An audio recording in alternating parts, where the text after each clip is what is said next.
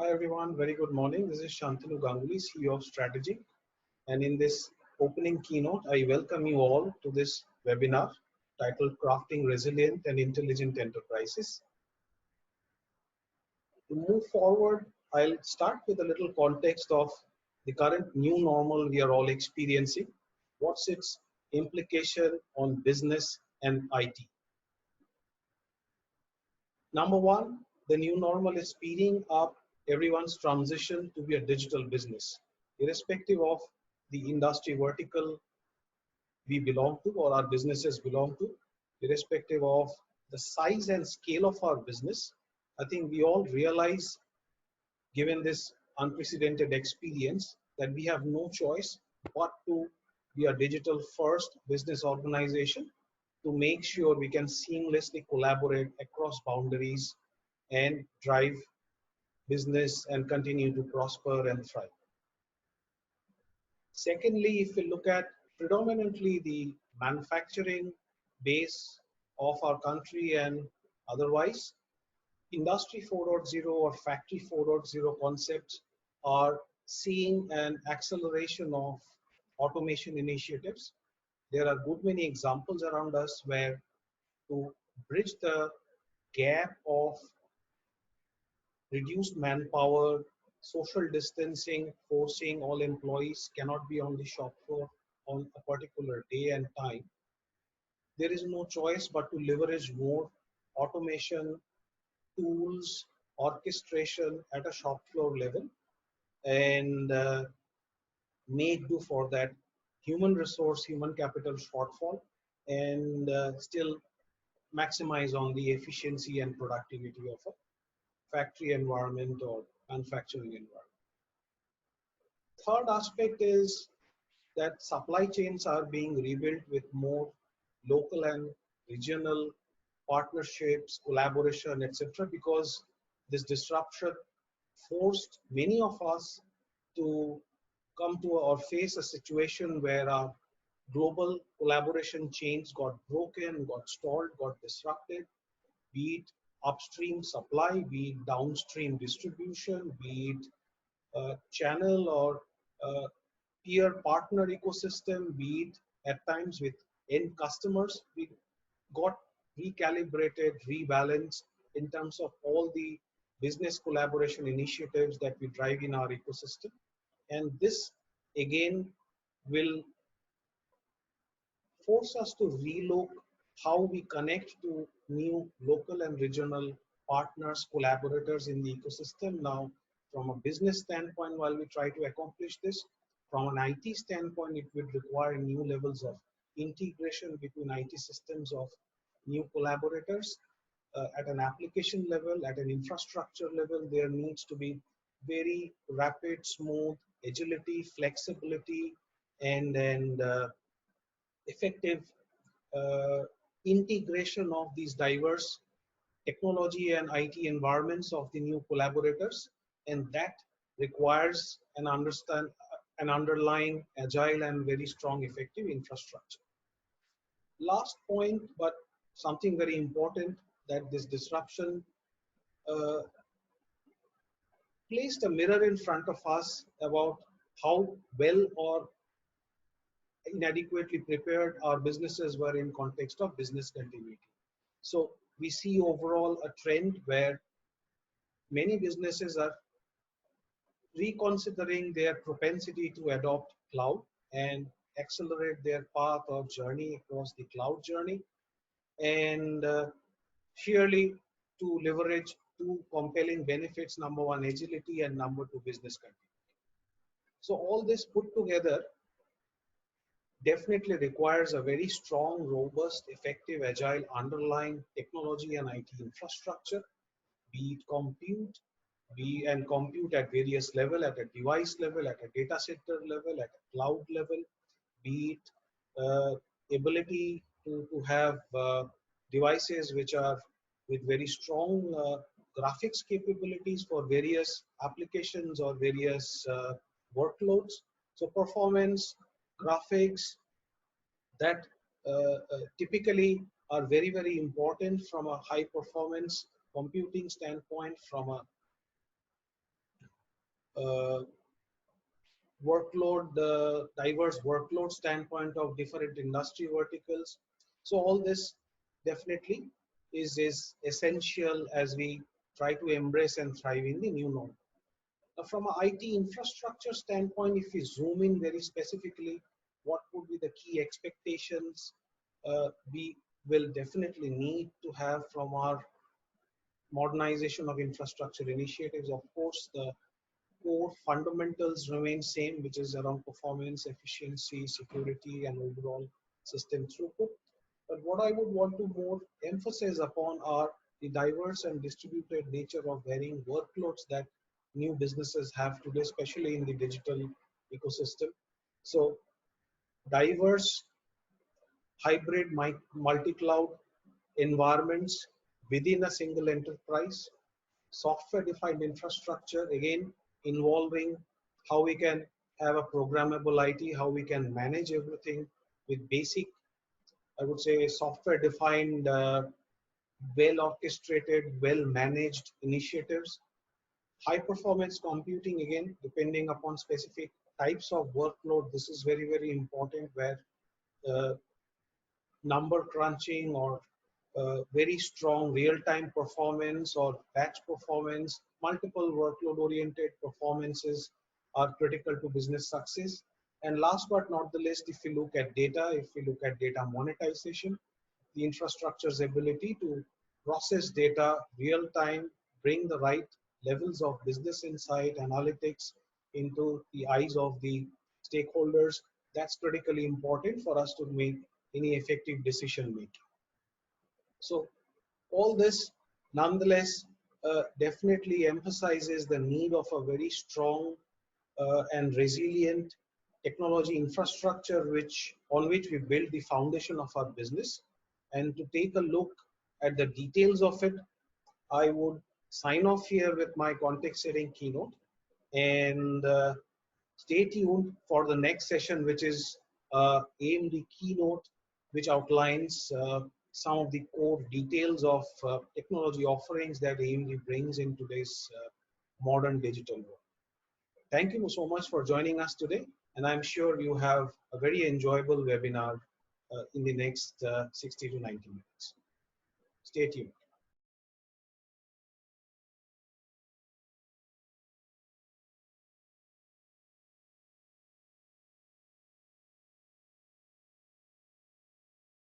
Good morning.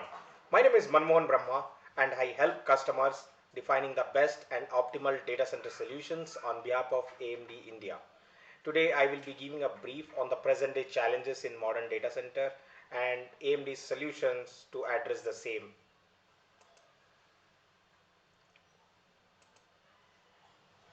Globally, we see a significant growth of a data center market. We see it has led to opportunities across industries such as conventional defense, meteorological studies, manufacturing, BFSI, research and development efforts, etc. As India gets ready for 5G network, we believe that the telecom sector will be one of the key sector that will adopt high performance computing server CPUs over the next 2 to 3 years. A high performance infrastructure will allow faster delivery of internet content and seamlessly roll out a host of next generation 5G applications that will demand for next generation high performance CPUs and accelerators. The demand for GPUs is seen continuous for machine learning.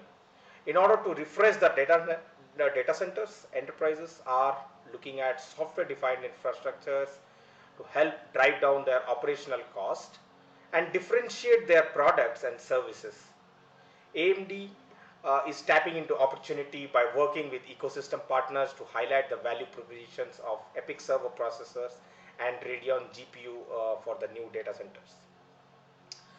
India is a key data center market for us, owing to the rapid increase in the adoption of emerging digital technologies by not only technology focused company but also traditional legacy companies. India is close second after China, and today India is poised to become the second in APAC for data center systems and solutions. As per NASSCOM reports, they predict the growing adoption of data science, artificial intelligence, machine learning, and high performance computing is pushing the web scale application spendings to 7.2 billion by 2022. With the massive growth, the major challenge which enterprise face are energy efficiency and security, and with the global and new local cloud service providers growing their presence in India, AMD EPYC based server platforms are positioned to help them deliver higher workload performance with power efficiency and optimal density. Since 2017, we have delivered significant innovations to the data center market. We outlined an aggressive roadmap of leadership product, building on the execution of our first and second generation server processors and a detailed plan to drive continuous innovation across a wide range of growing markets within the data center. uh, we are powering up the future of exascale computing with CPU, GPU, interconnect, and software products. One of the latest example of collaboration with innovation is the recently announced El Capitan supercomputer at Lawrence Livermore National Laboratory, which is expected to come online in early 2023 kind of timelines. El Capitan is expected to deliver more than 2 exaflop of double precision performance, making it to be the more powerful than today's 200 supercomputers combined together. We are continuously gaining traction with the second generation EPYC processors in enterprise, cloud, HPC markets based on delivering performance leadership and total cost of ownership advantage across the most important enterprise and cloud workloads. In 2020, we expect more than 150 AMD EPYC processor power cloud instances and 140 server platform to be available. Also, we are unlocking accelerated computing with our new technologies including AMD CDNA architecture, the third generation Infinity architecture, and Radeon Open Compute software platform.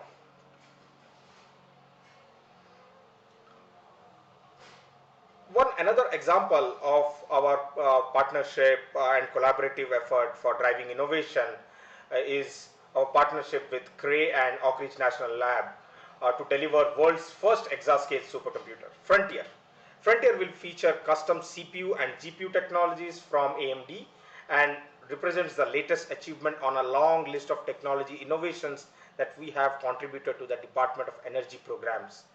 The AMD innovations that will be used in the Frontier system include the future generation high performance computing and artificial intelligence optimized custom AMD EPYC CPUs and the Radeon Instinct GPU processors supported by high bandwidth memory and extensive mixed precision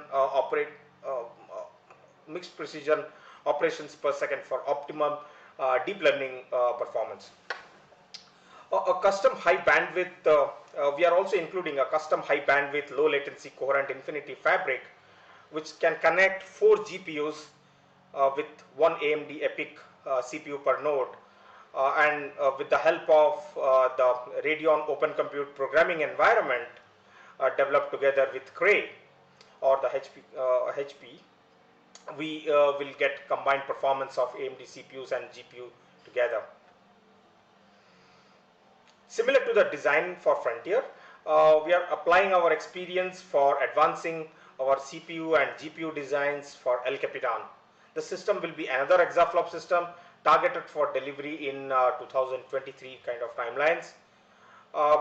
The next generation AMD EPYC processors codenamed Genoa, featuring the Gen 4 processor core, will be powering up the system.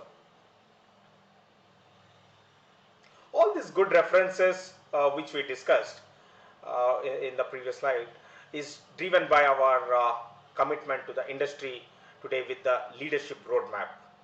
The design of AMD EPYC Zen Core is started in 2015 with a commitment for the first Zen Core based AMD system on chip to be delivered in 2017. We stood with our commitment and we delivered the AMD EPYC first generation processor codenamed Naples in 2017. We promised for the second generation AMD EPYC processor codenamed Rome for delivery in 2019, and in August 2019 we launched it. So far, we have shipped more than 260 million Zen x86 core on our processors. We are working on the next generation CPU core, packaging and interconnect innovation, wherein we are planning to introduce the Zen 3 core targeting in later this year or early next year. The upcoming AMD EPYC processors will have uh, the third generation Infinity architecture with optimized CPU and GPU memory coherency that can enable significant performance improvement and simplify the software programming required for accelerated computing solutions by allowing the CPU and GPU to seamlessly and coherently share the same memory. The Zen 4 core is currently in design state and is targeted to use advanced 5 nanometer process technology. Now, one of the interesting part I would like to talk about here is the first generation processors were 14 nanometer, and second generation processor and the third generation second generation processor is 7 nanometer, and the third is going to be 7, and the fourth is going to be 5 nanometer. Now, uh, this nanometer, how does it helps as you as an end customer? It significantly reduces the amount of energy that your computing equipments or the computing core will need. Moving from 14 nanometer to 7 nanometer is a huge jump, where we dropped the power required to run or power up the processors to almost half. Where we are today is all due to the strong execution, leadership in performance, and the ecosystem support. The strong commitment of roadmap is making us win in the unprecedented time of this pandemic as well. Despite the downfall in economy everywhere, we are seeing customers are interacting with us and are investing on us because we are committed to the roadmap and we delivered as we promised without failing. The present generation processor from us have up to 64 Zen 2 cores with increased instruction per cycle and leadership compute, I/O, and memory bandwidth. Platform enhancement, including the industry's first PCIe Gen 4 capable x86 server processor with double the bandwidth per channel, thus improving the data center accelerator performance. Uh, with our with our performance measurement, what we have realized, the single socket EPYC processors is outperforming a commercially available top of the line Intel dual socket dual processor Xeon server running computationally intensive industry standard spec CPU benchmark. One of the unique and interesting part of these AMD SoCs or the processors are the server platform socket compatibility. So, it means your investment is very much secure. Let us say if you are installing a system with Zen 2 core Rome processors today, you may do a field upgrade of the CPU for improving the performance when Milan gets available, without changing your platform like the motherboard, the chassis, the power supply units, the memory as is. You can keep it as is. Business across sectors are focused on improving customer experience as they innovate and scale in the age of digital transformation. In line with this, at AMD, we believe that setting up a comprehensively agile and reliable data center ecosystem will significantly empower uh, dynamic business to make smarter decisions. With the growing demands, organizations must ensure its hardware, software, network resources, and services are in place and are work in tandem. It is essential to collectively empower an agile and robust IT ecosystem and also fuel the high performance computing capabilities. A strong IT ecosystem is further powered by a modern and by a modern and strong security solution, which is hardened at the core, that helps an organization to guard their most important asset and data while helping you to reduce the total cost of ownership. For us, 2019 was a very big year in terms of growth and opportunity, and we are confident in riding on this momentum. We have a huge growth in the data center market with our AMD EPYC processors. With the launch of the second generation EPYC processors in last year August, we are bringing in revolutionary capabilities to the server performances, thereby setting the standards for the data center market. We are continuously bringing a new wave of exciting innovations in the data center space, combined with better power efficiency, optimization, scalability, and security, without compromising anything on the total cost of ownership. The second generation EPYC, since its launch in August 2019, has already achieved over 140 performance world records, with the capability to address number of modern data center challenges through big data, virtualized environments, and high performance computing workloads. With the performance similar to competing dual socket platforms in a single socket, EPYC delivers three strong pillars of data center: energy efficiency, workload balance, and security.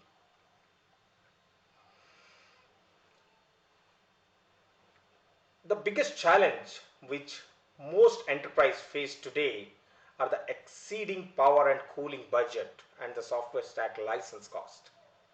At AMD, we solve these issues by bringing in efficient semiconductor manufacturing process, which helps reducing the power and cooling by nearly 50%. We partnered with Taiwan Semiconductor manufacturing company, who manufactures our processors with 7 nanometer FinFET technology. With it, significantly we are able to reduce uh, with the significantly reduced size of these transistors compared to the competition. We are effectively able to optimize our per core power and improve on the frequency. Recently, we launched 3 new processors which combine the balanced AMD Infinity architecture with high-speed Zen 2 cores for optimal performance on database and hyperconverged infrastructure workloads. These 3 processors expand the second generation AMD EPYC performance leadership into workloads that can leverage up to 500 megahertz base frequency and a large amount of cache, making AMD EPYC world's highest per core performance x86 server CPU. The higher the cache, the higher frequency based powerful Zen 2 cores result in 82% faster Java based application and 17% higher SQL Server performance compared to the competition. Higher higher performance apparently leads to a reduce the total number of cores required for the computation, and thereby saving a significant amount of money towards the license for the software. Similarly, hyperconverged infrastructure benefits up to 47% higher vMark 3.1 score using a vSAN as the storage tier in the 4 node cluster compared to the competition for New World. We continue to redefine the modern data center, and the addition of these powerful new processors, we are enabling our customers to unlock even better outcomes at the heart of the enterprise market. Cloud computing is yet another business market where we have got a significant presence. One of the key things that we have observed in the cloud environment, they need a more compute on a denser footprint, more memory to power more VMs, and more IO processing capability, and most important is its execution security. AMD EPYC can have up to 64 Zen 2 cores with a power cap of 225 watt, up to 4 TB of memory, and 128 PCIe Gen 4 lanes. With the industry leading core count, EPYC enables more VM and more robustly configured VMs per server than previously possible. Whether you are deploying a single server, implementing a private cloud, or enabling a hybrid cloud, Epic provides a perfect balance of compute, memory, I/O, and security for your virtualized environment. For the end users of cloud, the platform security is a major concern, especially the Spectre, Meltdown, Foreshadow. All of these attacks have increased awareness that processor design choices are important to security. Side channel attack based on stubble difference in processors now can be exploited to expose uh, customer software and data. AMD pioneered a new approach that makes design choices with security in mind. The AMD EPYC family of processors help protect your most important asset, which is your data, uh, from performance optimized countermeasures that help prevent certain side channel vulnerabilities to proactive encryption in memory. AMD EPYC provides advanced protection at scale for modern data center computing. Our CPU microarchitecture is designed with data isolation in mind. Data from different sources or different threads are designed to be isolated from different threads within the CPU. In addition to the architectural level of protection, second generation EPYC processors further increase security capabilities with performance optimized countermeasures against the known attacks. The EPYC family of processors sets a new standard for secure memory encryption by making it possible to encrypt the content of main memory with only a change in the BIOS setting. With encrypted memory, integrity attacks such as cold boot attack are unlikely to divulge memory content because data obtained is encrypted. High performance encryption engines are integrated into the memory controllers of the processor itself, which ensures that there is an extremely low performance overhead. All this is accomplished with no modification to your software. To help maintain the promise of virtualization, second generation EPYC processors help protect confidentiality by encrypting each virtual machines with a unique key that is known only to the processors with up to 509 context. This helps protect confidentiality of your data even if a malicious virtual machine finds a way into your virtual machine's memory, or a compromised hypervisor reaches into a guest virtual machine. Why so many security features are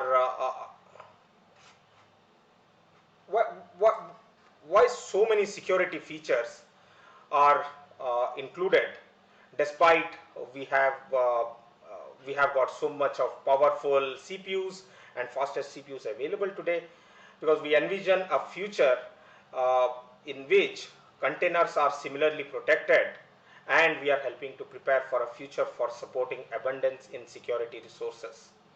So a processor is something which is designed keeping a future future in mind, and the security, which is one of the concerning factor, is well covered and well taken care. With these features, we are able to make a strong presence in the mega data centers and the large CSPs. Like you take Microsoft Azure to Google Cloud or Amazon Web Services, or IBM Cloud or Tencent Cloud, or Dropbox to Twitter. Twitter, in their uh, recent acquisition of the AMD EPYC powered systems, realized that they are able to save 25% in their total cost of ownership. Same way, Google has made a significant investment with AMD EPYC, and their largest virtual machines are powered by AMD EPYC today. When we look at an EPYC first generation, uh, we brought to you the first mainstream multi-die approach to high performance server processors. Presently, we evolved it into a multi-die approach in the second generation. When we look at the advancements from a core technology perspective, the move to 7 nanometer FinFET technology made us different. We are not tied to we are not tied to our own internal foundry technology, so we can choose the right technology for the right product at the right time. The leadership of execution allows us to keep advancing the progress that the industry need today.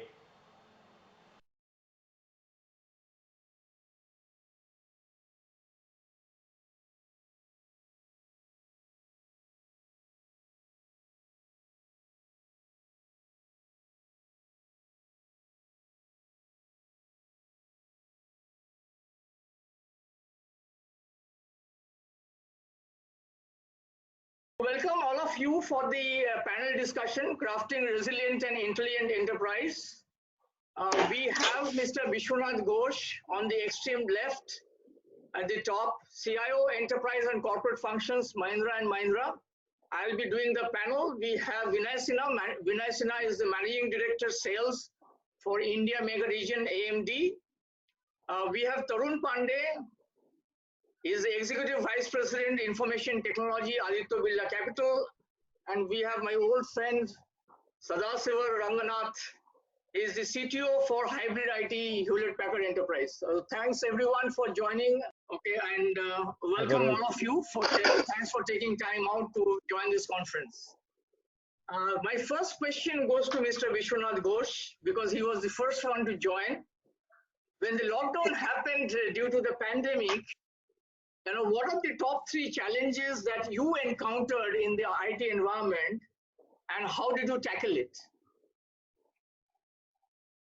Thank you, Varun. Also, thank you for inviting me for this session. We had, kind of initiated work from home for most of the offices of Mahindra and the group companies within Mahindra. So when we decided, we had kind of gone on overdrive. First thing is some of the things that worked in our favor, and that has happened over several years, and that kind of came in place and did a lot of help in terms of allowing employees to work from home and every other thing. So some of the things that were in place, there's a mobile application what we call Me Connect. So we hold a lot of SAP applications that can be accessed from there. Besides, it has a lot of, we have a full wellness package in this for the employee health and stuff like that. So that Me Connect app, which was in use for many people long time, that was a major help, first of all. Second thing is we were using VDI. We're not a very large scale VDI compared to the numbers we have, but we had, and that came in very handy, because people who had to be given immediate access to do beyond what we had through the mobile application. Of course, we had many internet facing applications already in place which did not require anything, all HTTPS based applications. And this thing, we were using Office 365 for a very long time, in a very fairly deeply entrenched in it. That came in very handy. If you look at Microsoft Teams, for example, that came in absolutely handy to people felt they're kind of working very closely. And then we also had some VPN applications. People had tokens and all that to access SAP. So those were typically for people, like we had about, I think, 2000 odd such licenses, because it is for people to help at night on a holiday, super user needs to access that kind of thing. So what we had to immediately do, and those were the challenges, first was we needed a larger VPN base. So we quickly went into that and figured out how to do it. Second, we had to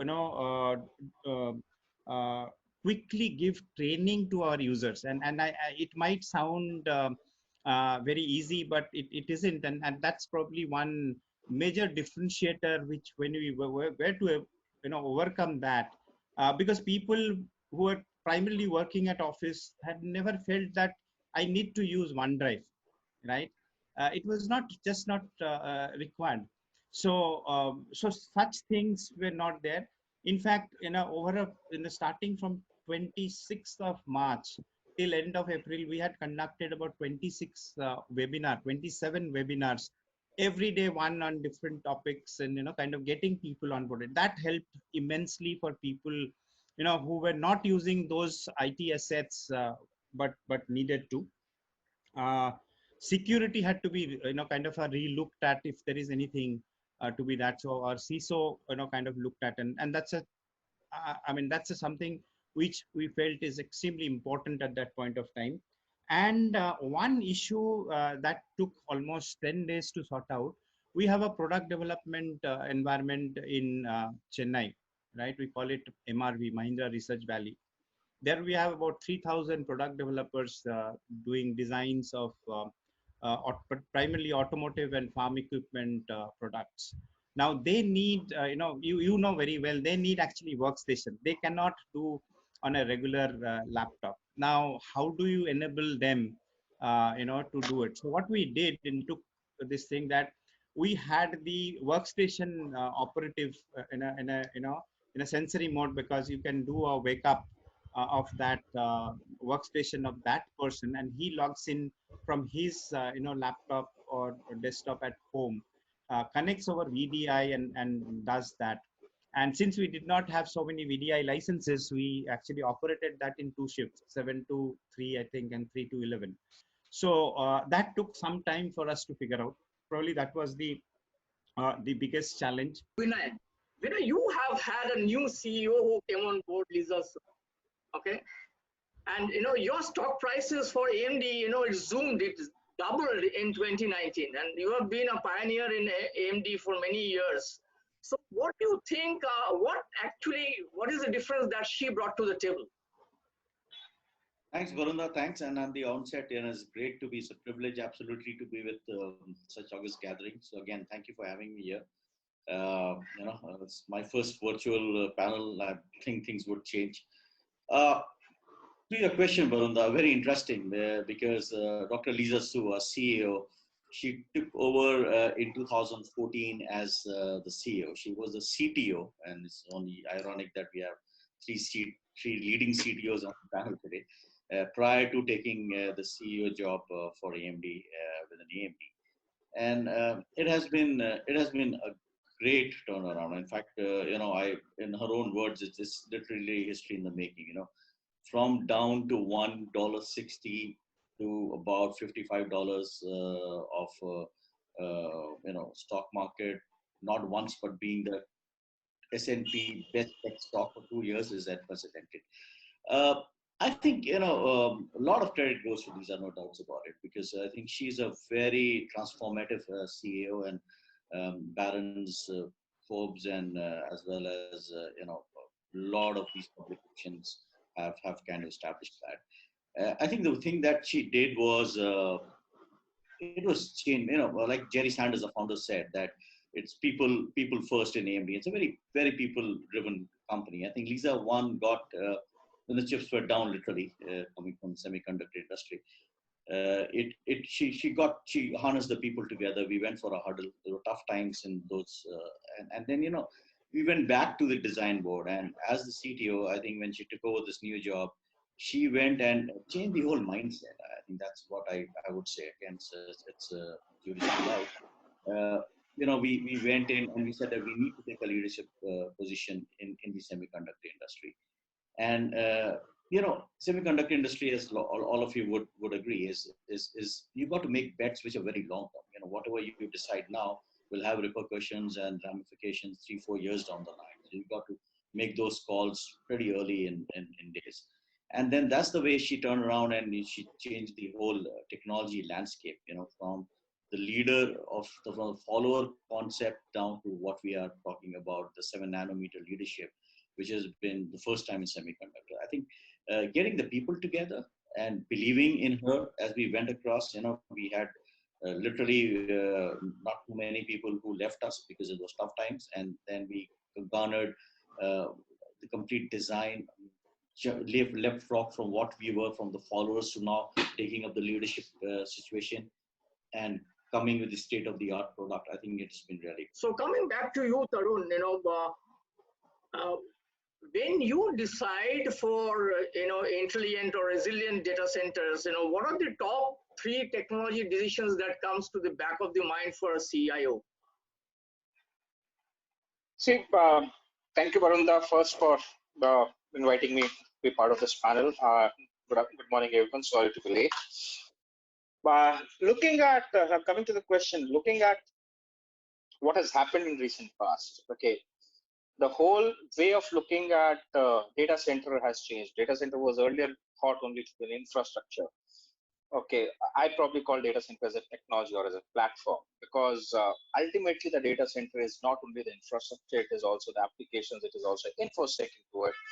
It is also how people are accessing it. It includes a network, and and the core of it is the data. Okay, what we're missing out, because no matter whatever you put, if the data is not available to people to take the right decisions or to work on at the right point of time, it doesn't make sense. Okay, and that's probably the reason why it is called a data center, because the whole of the data is stored here and different people have to access. So that's some things that really bring in a different perspective. While people have been talking about it a lot, okay, and a lot of people have adopted it. One is obviously having a resilient data center does not only mean that you have a failover point at every place, but I think it's more of looking at a cloud first strategy, where is, and I'm only not talking only about the private cloud. I'm talking about a hybrid or a multi-nodal cloud strategy that you need to look at, because you don't know what will happen and when it will strike. In this scenario, people were not able to reach their data centers also in the last 2-3 months. Okay? That's how serious this crisis was. So how do you ensure that you are able to manage it? And when you're talking about that resilience, it should be automation a lot. Okay, a lot of things, whether it's infrastructure automation, whether it is process automation, okay, application automation has to be done. It's looking at your whole application landscape in a very different architecture. Okay, but most of us have been in the traditional industries have been using the legacy applications, the monolithic applications, and all of us have been talking about microservices based or an API based application. But I think it's now time to walk the talk. You need to get in your applications which are microservices based architecture, so that you can launch anything new in a matter of days, if not in hours, rather than in a matter of months that today are able to do. From thinking to implementation to managing it should be done within a matter of days and not months or weeks. Microservices based APIs, classic example of transitioning, and that's the need of the hour. Thanks, Tarun, for putting it together. Ranga, coming back to you, you have been in the a storage domain expert for a long period of time, and now in your new role as the CTO for hybrid IT in HP Enterprise. My question is that what are the top technology focus for HP Enterprise towards building a resilient and intelligent data center? What are the top few things that comes to your mind? Hey, thanks, Varun, and pranam to everyone there. Firstly, I just wanted to talk about the fact that all enterprises today need to be having infrastructure that is, or infrastructure is based on intelligence, and intelligence is everywhere. You look at the complexity of the data center today, or the complexity of the infrastructure that you have. It means that without intelligence, you're a blind man in a dark room. So it becomes important that you need to be guided by a lot of intelligence that can come from various levels in a data center, right? It could be in the equipment that you have, it could be in the choice of the stack of tools that you use, and we have predominantly moved into this intelligent era, is what I would feel. From converged to cloud era and to the intelligent era today.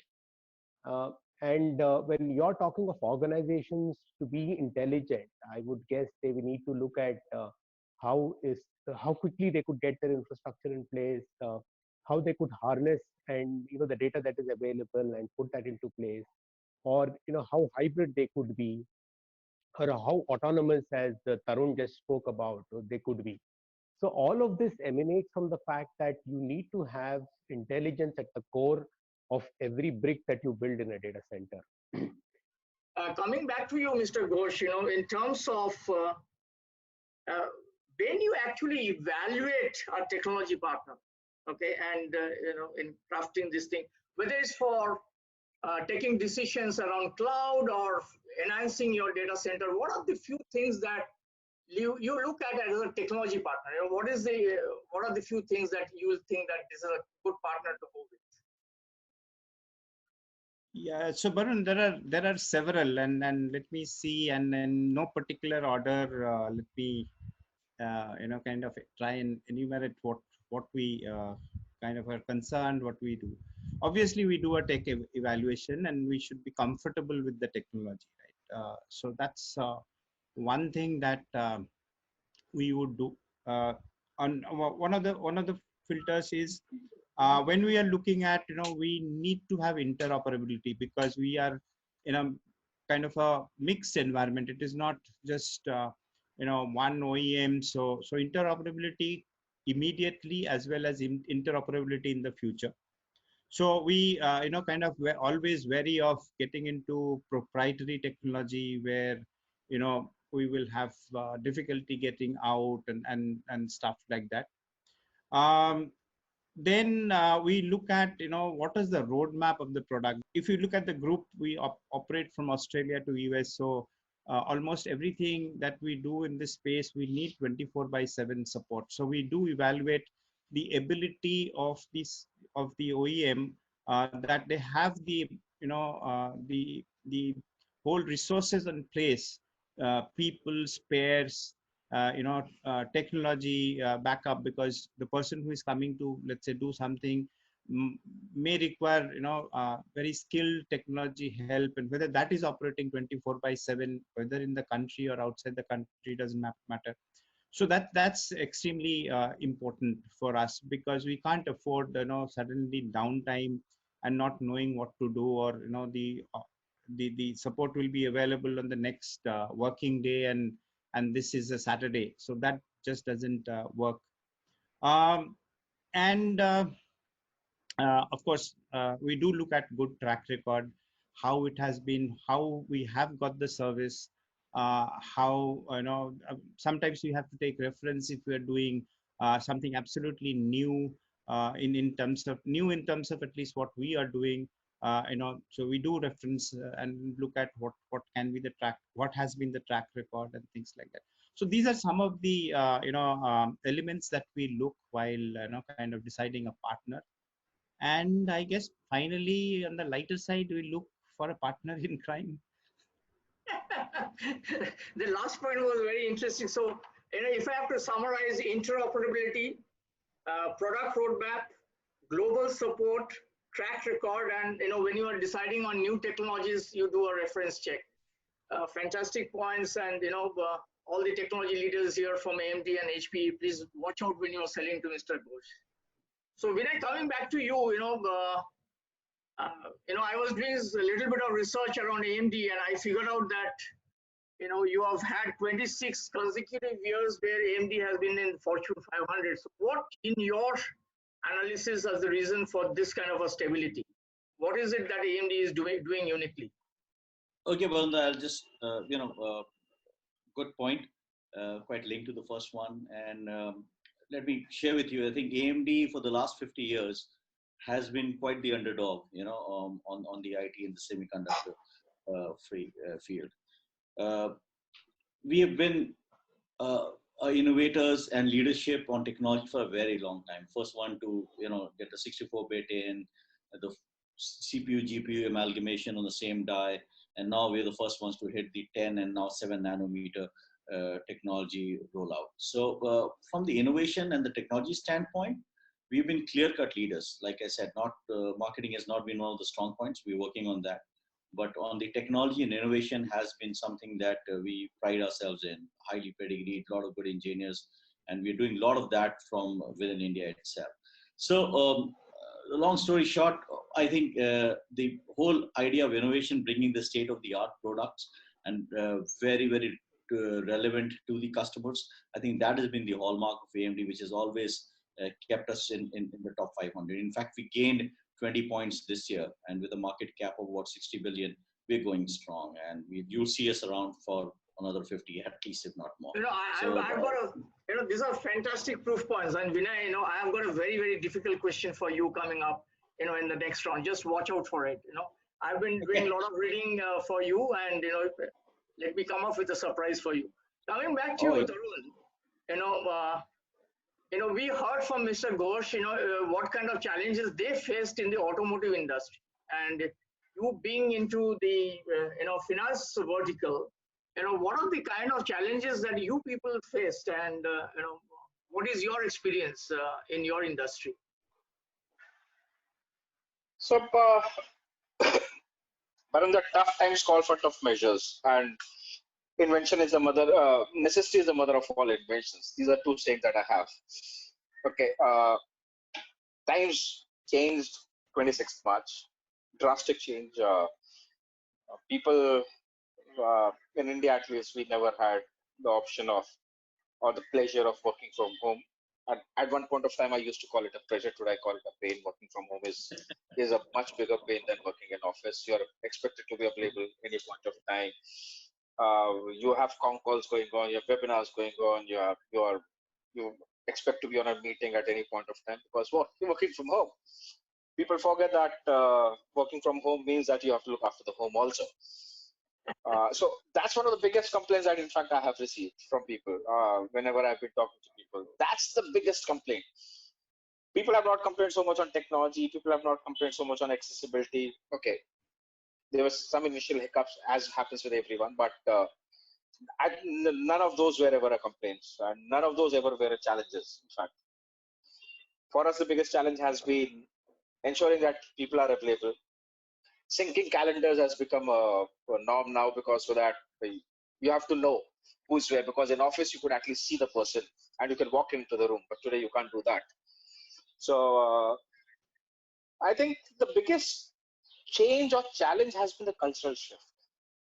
Okay, it's expectations of people and managing those expectations of people working from home. Technology issues get resolved in a day or two, or maybe 2 days, a week, 10 days time. But the cultural issues, the expectations of people, suddenly people getting adjusted to a new way of working. As Indians, we are more used to personalized touch. We are more used to meeting people. We are more used to handshakes.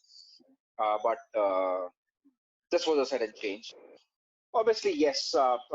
Technically, for most of the organizations, some of the challenges, as Mr. Ghosh also said, was ensuring that whether you had adequate VDI licenses or not. Okay, it depends on going back to your vendors and partners and talking with them. How do you work on the licenses? Some people have taken named licenses, some people have taken concurrent based licenses. So different people had different sorts of challenges at that point of time. But I think the biggest challenge everyone faced, unsaid challenge, which technically doesn't get acknowledged anywhere else, is the InfoSec challenges. So ensuring that your perimeter security is very strong and evolved, ensuring that security on the edge was a major concern, and that you had to ensure. It was a huge opportunity for all the IT guys to do something different. Today, earlier IT was looked as a support function. So the CEO used to say IT, okay, do this for business. But today the CEO is telling the functions, go to IT, they have a solution for you. So coming back to you, Ranga, what is it that HP is doing along with AMD, in the data center space? So firstly, I think, the partnership between HP and AMD is something that's flourishing today. And both are focused on creating a lot of value to end customers. I think that's the premise in which we kind of gel together, come out with products and solutions. The other aspect from an HP standpoint is that we look at customers day in, day out. We understand the core issues that are there, like Tarun just spoke about, security being one, speed being one, agility being the other. So there are a lot of these solutions that needs addressing. And today, IT, you want it or you don't want it, is the core for any business. And business thrives out of IT. We speak of businesses on a digital transformation, which is nothing but enabling their product and services through digital services and an IT backdrop. So in that context, I think the technology aspects that we're bringing together along with AMD makes sense. For instance, we have a lot of stuff today which is focused on workloads. Workloads is the new way of looking at the IT enterprise today, whether it is virtualized workloads, whether it is high performance computing, or whether it is any given industry like telecom. There are a lot of solutions. One for sure which we can talk of is the virtualization domain today. Most organizations are virtualized today, and with the combination with AMD, we are able to deliver what we call as the industry-changing economics of virtualization. Right? We have the best virtualization, performance that on the AMD processor and the HP ProLiant server there. We are able to pack more VMs into a given processor, thereby delivering more value to end customers. So that's something that's come into play. We have together partnered to work on the security aspect, Varun. Everyone calls out security being one thing. As we open ports into our enterprises, security becomes important. And where do you deliver security? And that is now a big debate, and most of them tend to say that it needs to start at the core, and that's where HP and and AMD teams together have what we call as silicon root of trust, which is built in at a hardware level, at a firmware level to all servers that ProLiant sends.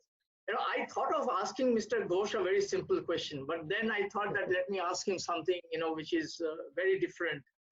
You have been possibly one of the pioneers in migrating a lot of applications onto the cloud platform.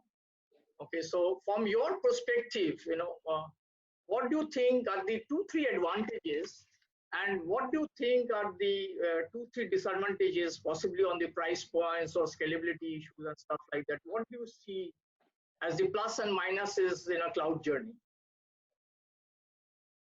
Okay, so we kind of deal it on a regular basis, Varun, because we have a cloud first policy. But then there are various things that comes into the way. So let's look at the pros first. The first thing is, anything that I need to position on premise, be it an upgrade or a fresh infra of any kind, it's nothing less than 10 to 12 weeks, right? The reason why it is 10 to 12 weeks is very simple, because somebody has to understand what it is, how it will grow, what is the growth path, right, and whether it will interoperate with the other things. So all of that you do a speccing, you invite a few partners, choose, give an order, delivery, implementation, nothing less than 10 to 12 weeks, right? But today, if you look at in this typical question that IT has been asking to the business, what is the future, how it will grow, who in the business today knows how it will grow, right? It's difficult. And then we talk about, let's figure out, how it will grow for 3 years, because something is being tried. It may work, it may, may have to be shut down, or it may grow exponentially because the customers like, or it's a, hit. So that's an unfair question that we shouldn't ask business. That's the first thing. Now, if you don't ask the question, you cannot do much on the on-premise, because at the end you will have to spec it and go hard cash will have to be backed up to that specs. So their cloud comes in very, very handy, because you can start at a point and then you can scale up, scale down the way it is required for the business. I think that is the biggest plus. Okay.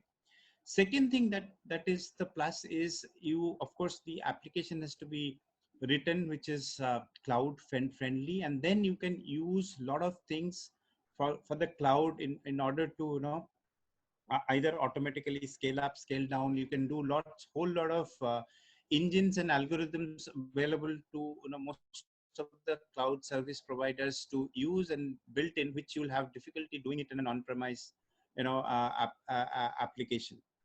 And third is, you are not kind of uh, putting huge capex investment. Coming back to you with the difficult question, Vinay, and I think Ranga covered quite a portion of it. your second generation EPIC processors have got launched, and I can see that you have packaged that very well in your high performance computing. So how do you see the data center market? How do you see the hyper converged market? And what has been your success story in India? So, Barun, Vrunda, glad you asked this question, because I think Ranga did a fairly great job on covering most of it. I think, before I come to HPC specifically, we had Tarun and Mr. Ghosh also talking about the numerous workloads, because, we are in an environment where we are balancing the legacy as well as the modern workloads. We had Ranga talking about the VMs and how we are partnering with them and the others on bringing the efficiency down there. Other workloads like fluid dynamics, we are extremely good. In fact, with the second gen EPIC, we've got more than 140 world records on benchmarking across, and scores of them in high performance computing itself. So we are pretty much across the paradigm and the spectrum, and things are starting to work well. I think what we did in specific to HPC, and we've got a huge amount of success behind us recently with HP worldwide as well as within India. In fact, the two largest supercomputers in the world are working on the HP AMD combination, both at El Capitan as well as the DOE in the US. They're all 1.5 to exascale supercomputers. So we have something which is already won and done with within India. Very large telecom giant has chosen the HPC solution from HP AMD combination, and we are in the process of implementing it. So I think what we brought, is pretty simplistic, where we had those high frequency cores, 64 high number of cores, high memory bandwidth. Now all of that packaged with the latest PCI 4.0. All of that comes across and becomes absolutely a no-brainer where HPC is concerned. So we are launching up performance. In fact, a lot of stuff that Ranga talked about, we are packing a dual socket performance in a single socket offerings from the combinations. So it's a great performance. We talked about security and scalability, which is any which way is there, with an unmatched performance, and all of that in not compromising the TCO. It becomes absolutely a no-brainer. It's just a force to reckon with, and the adoption with lot many. In fact, a lot of the COVID-19 research which is going around in ISR and all of that is being done based on the EPIC story. So we got a great story across workloads, virtual, fluid, all of that. But HPC is clearly one of the strongest offerings that we have as of now, and we got benchmarks and the proof of putting on it. So bring it on. I think it's a brilliant case study. Large Indian telecom operators, and you're doing tremendous amount of work around research and in COVID times. So hats off to the combination of HP and MD coming together and initiating that. Coming back to you, Tarun, just a quick one. In the financial sector, how do you perceive cloud? And how much is your dependence on having the infrastructure within your premises? What are the key things that comes to your mind? We have heard Mr. Ghosh talking about it from the automotive perspective, legacy applications perspective, but I want to hear what happens in the financial sector. But as you know, financial sector is slightly conservative sector because you're dealing with one of the most critical components of human psychology, which is money. Okay, and at different stages of life. So it is a savings, investments, and also. So financial sector has always been slightly more cautious on the cloud, and with some of the other regulations saying that customer data cannot reside outside the geographical premises of the geographical boundaries of the country. So financial services has always been cautious, but financial services also been some of them have been pioneers in and have the risk taking up rate. Like if you look at NABARD, their core banking application is on the cloud. Okay, for all the cooperative banks. So they've gone ahead, they've tested, and financial services is governed a lot by the regulators. for RBI and other regulators to even understand how a cloud works, okay, it took some time. Um, there have been instances when you talk to people, you'll come to know that auditors have come in and doing an audit and trying to locate the physical server when everything is on a virtual server. Though, but I want to see this server, this serial number, where is it, and which application is on it. So things have taken a time, but financial services have adopted. But will everything be on the public cloud though? I don't see that in the near future. I think it will be a hybrid for quite some period of time. You would want to use a combination of both. You would want to probably have most of the time lying your core data lying with you on a private cloud. And if you need a high compute due to a festival season or due to high demand or due to year end or month end, you can always boost up your resources on the public cloud and use that. But it's going to be both. It's going to be hybrid and public. Obviously, as Mr. Ghosh said, there are a lot of advantages and disadvantages of both, whether it is private or public. But if you are able to use, and financial services people have been realizing that a lot, going the hybrid way makes a lot of sense, because you don't have to reinvent a lot of things. A lot of typically when you're trying to use data and other stuff, intelligence and all this stuff, a lot of algos and a lot of things are already pre-written. You don't have to waste time in writing that, and you can just use them, pay for it as you go. The models of from the partners have also started evolving over how to use the infrastructure pay as you go service, not having to invest yourself totally into a capex where you have to invest into a high and a complex asset in the first go, and you realize it over a period of time. So I remember HP coming and talking on that. I remember others people and coming talking on the pay as you go model. So I think it's a journey that is evolving, and it's a journey that will continue to keep on evolving. It's not only for financial services. I think it's for every sector. Has its own set of challenges and its own set of priorities and regulations to cope up with. But I think also it involves a lot of partnering with the right partners, and partners also coming back with new innovations. One of the earlier challenges people faced, and a lot of it has still not yet got resolved, is on how the licensing works on the cloud. Okay, so those are things I think everybody is working on, and that's how I foresee for financial services also looking at it over a period of time using a hybrid strategy. People typically test out with the non-core applications, and then once they gain the confidence, they keep on moving it. The other challenge that financial services is also having is a lot of the applications that financial services are using are legacy applications, okay, which are old applications, and they've become mammoths. Okay, pick up any core banking application or insurance application, they become mammoths for businesses who have been there for a period of time. And a lot of these applications are not cloud enabled. So it's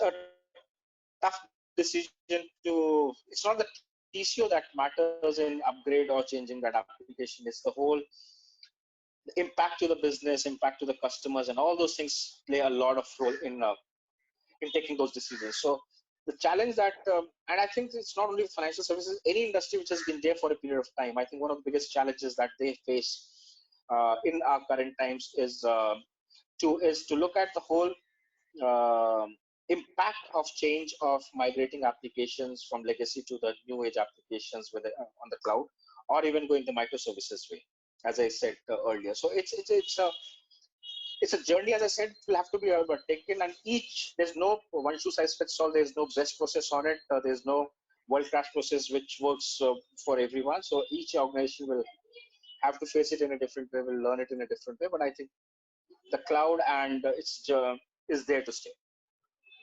I think, it's just an endorsement about, cloud. It's very unique to hear, Tarun, that, while the financial sector started off being conservative because of many reasons, you gave examples by which core banking, some of the customers have moved to, the cloud infrastructure. Ranga, coming back to you, what would be your recommendation for the enterprise customers, especially when the industry is going through recession? What is it that HPE is doing differently? If you can just share some thoughts on that. Yeah, Varun. Firstly, it is tough times. I think without an iota of doubt, it is tough time. The experience that we're going through is unique to each one of us, whether it is a small child today or whether it is my grandfather. This experience is unique to everyone. So it is the first of its kind. And I think what we have been seeing is many customers, and I've gone through multiple reports as well in terms of how people see the recovery happening. I think the first phase of that is already happened, in the sense we have now gone through the difficult part of it. It is now for us to really stay focused to look at how we make growth, or how we make progress out of the situation. So that is where I think many organizations are thinking through. It is not a time for us to sit back and kind of ponder upon what happened. I would feel, if you look at many entities today, the sentiment I gather is more of trying to put in more efforts, more resources to ensure that they are able to pivot from here into something very, very different. And that's what I think everyone expects as well. So in that context, we see that from an HPE perspective, and we are here to help during the crisis as well. I think across industry, we were the first people to come out with a $2 billion financing package for everybody who was, there subjected to this COVID-related issues. And that financial package was in various dimensions. You could either buy equipment at almost no cost, paying 1%, or you could use your old equipment and trade that off for new equipment, or you could pay as and when you want. So several of these things have been put together. Our services teams have held hands with a lot of our major customers. Our overall other teams are coming up with very specific recovery solutions. We have today a VDI-based solution that is available for deployment, which allows customers who don't have that infrastructure to build that infrastructure. And with this, I see entities really redesign the hybrid way. A lot of talk around hybrid has happened today, and that is the need to be very flexible to work anywhere, anytime, and keep the business going is the new paradigm. We have what we call as GreenLake, which essentially is everything as a service. So it is typically the right kind of solutioning, as we feel, for these hybrid kind of situations. People really don't know whether it is the cloud or whether it is on-prem or whether it is legacy applications or the new age applications. To kind of put that all together in a model which is very tenable for him. He just sees that there is a certain amount he pays, and he pays it over as he consumes. So those are the things that we have put together in the essence of trying to work together in the industry, as we expect this should be pent up demand, right? Whatever plans and procedures will change a little bit, but it is all going to become much more bigger in the context of what we have seen, Varun. I think excellently put forward, Ranga. I think GreenLake, I have seen GreenLake, emerge from its grassroots. True. Initially it started off with multiple standard platforms, and now I've seen it is spreading its wings. SAP HANA as a service, Wi-Fi as a service, Enterprise DB as a service. There are multiple form factors. It is great to hear that HP has come up with innovative models by investing this $2 billion in the marketplace, and I'm sure we can leverage your platforms with these customers. I would like to sincerely thank my very senior customers, Mr. Vishwanath Ghosh and Mr. Tarun Pandey, for agreeing to do this seminar. I understand your valuable time. It's a family time, I agree, and you have both been kind enough to come on the show. And I really want to thank Vinay for being the host for this event. AMD, Vinay, thanks for giving me the chance to coordinate with such nice audience. Thanks to Ranga for joining the session from HP Enterprise. Thank you very much.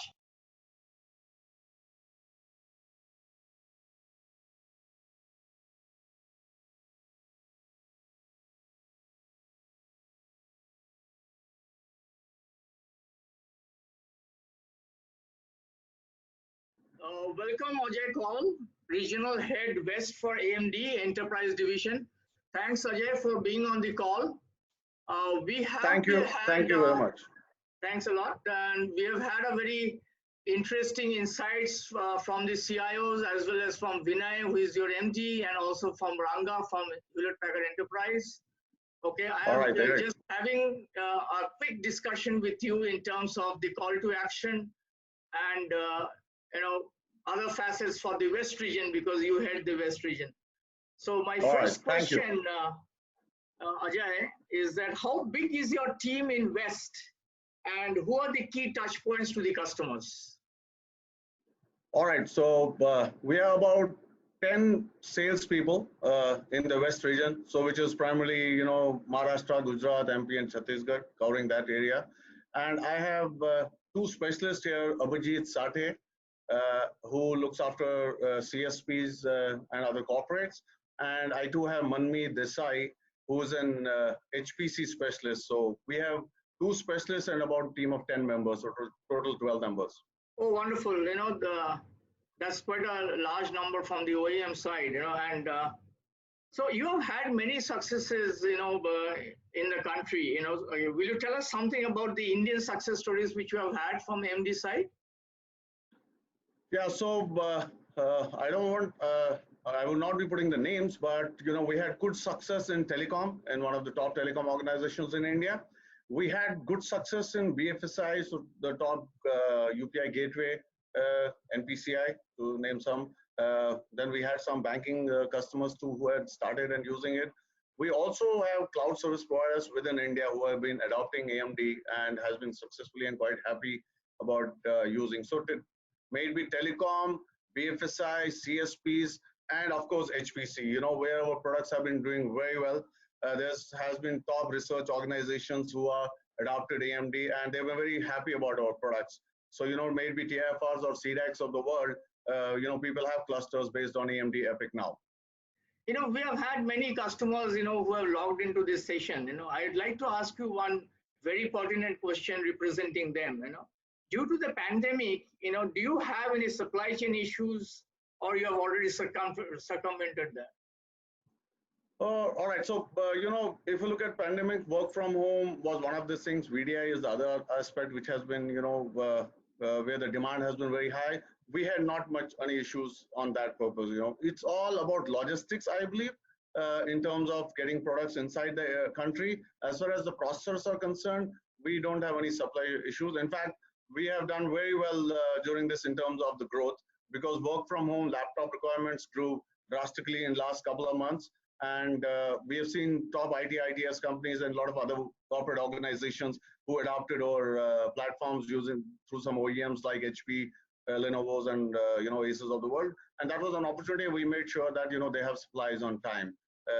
We were really not having any aspects of supply chain issues from last 4 months. In fact, we are doing very well on that side. So Ajay, just a quick one. We have had a view from Vinay and Ranga in terms of your second generation EPYC processor. Okay, yeah. How is it doing in the market, and especially for West customers? All right, so it's doing pretty well. So, if you look at second generation, we have been ahead of the curve straight. It's the 7 nanometer first processor in the market, but the technology, people have also seen that, our roadmap compared to our competition has been pretty well. We are giving more security compared to what our competition is. And everybody knows for sure that security is one of the important aspects, and it's catching more interest from the CIOs of the world. And that's where, we are doing very well. The other important aspect, I think, where the CIOs really look at AMD today is higher return on investment and lower TCO. That's something which is fundamentally going to be a requirement of each and every organization. So AMD really is very well placed and brings a lot of value on the table. One final question to you, Ajay. Can you give us 2-3 pointers as to why should customers look at partnering with AMD for the data center space? Of course, as I said, so, data center space, if you look at the first and foremost important aspect is, the technology. We are at the second generation now. Next year to 2021, we're going to look for third generation. If you look at the product, we have been able to give a better product. Look at the major 5 points which a data center guy looks. He looks for more cores. We are able to give a 64 core, which is the highest on the planet today. We give 8-channel memory controller, and about 4 terabyte of memory, which I think about a year back, people used to buy a 4 socket board to get about 2 to 4 terabytes of memory. We give it in a single socket 4 terabyte of a memory. More memory bandwidth for HPC customers. They really love us because of that aspect. The other important aspect for a server guy is PCI lanes. We give over 128 PCI lanes, which that to Gen 4. We're the only ones today offering the Gen 4. So the product-wise, platform-wise, we are giving ahead of the curve in terms of what competition offers, and we are giving a next generation SKU on that. So which is very important for any CIO to take a decision in terms of what he is buying. So that puts us ahead of anybody in that market today. Thanks very much, Ajay. Thanks a lot. Really welcome, appreciate sir. your taking time to address this. My honor, my honor. Thank you very much. So Ajay, coming back to you, what do you think is the adoption of AMD by the large public cloud service providers? Oh, that's a very important aspect. I think cloud is something which every organization is really looking at now, and AMD EPYC has been very widely being accepted by the public cloud service providers as well as in-house in India, the cloud customers. So may it be AWS, Microsoft Azure, Google, IBM, Oracle, Linode, all these guys have cloud instances on AMD, and they're doing pretty well on that. Even CSPs like NetMagic has been using AMD at their data center, and they've started selling those instances across. In fact, they are finding it really a great value proposition because they can, at the same data center, they can pull out more VMs and they can pull out more VDI solutions around it. So that really helps, the cloud guys. Thank you very much. Thanks, Ajay. Thanks for taking your time out to address some of these issues. Thank you so much. My pleasure, sir. My pleasure.